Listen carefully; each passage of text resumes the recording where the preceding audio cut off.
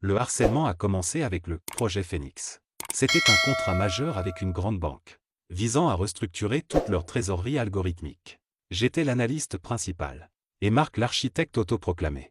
J'avais sonné l'alarme à plusieurs reprises, le calendrier de livraison était irréaliste, Marc avait promis un délai de 4 mois pour un travail qui en nécessitait, émoticône, n'en croyant pas ses yeux. Les équipes étaient sous-dimensionnées. Et surtout, les données sources fournies par la banque étaient incomplètes et mal formatées. La banque avait mis à notre disposition des données anonymisées pour des raisons de conformité.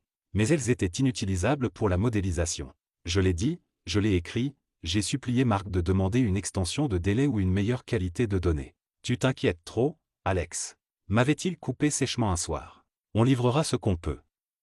L'important est de facturer les étapes intermédiaires. Si ça foire, nous dirons que la banque a fourni des informations erronées. Mais toi, si tu échoues à respecter le calendrier, tu seras le premier fusible. Bien sûr, le projet Phoenix a explosé en vol. Le jour de la première mise en production, l'algorithme s'est planté, crachant des résultats incohérents, menant à une perte fictive de 12 millions d'euros dans la simulation. La banque a menacé de résilier le contrat et de demander des dommages. L'échec était clairement imputable à la pression insensée de Marc et à son refus d'obtenir les bonnes données. Car il craignait de contredire la direction. Mais Marc avait un talent, rejeter la faute. Pendant les 3 mois qui ont suivi l'échec, ma vie est devenue un enfer silencieux.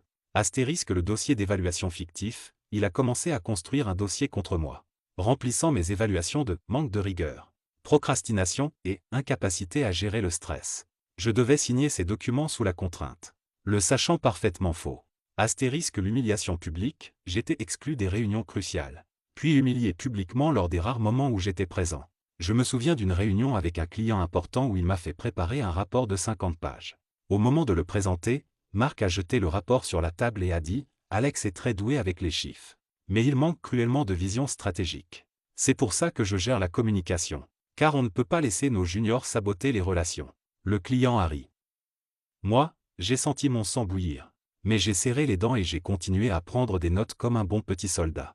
Astérisque la surcharge de travail, j'étais bombardé de tâches inutiles et urgentes à 21 heures. Avec la mention dans l'email, pour prouver ta bonne foi suite au projet Phoenix. J'ai documenté chaque heure, chaque email vindicatif, les horodatant et les sauvegardant sur un serveur chiffré. Pendant tout ce temps, j'ai agi comme un employé brisé. J'ai fait semblant d'être au bord du gouffre.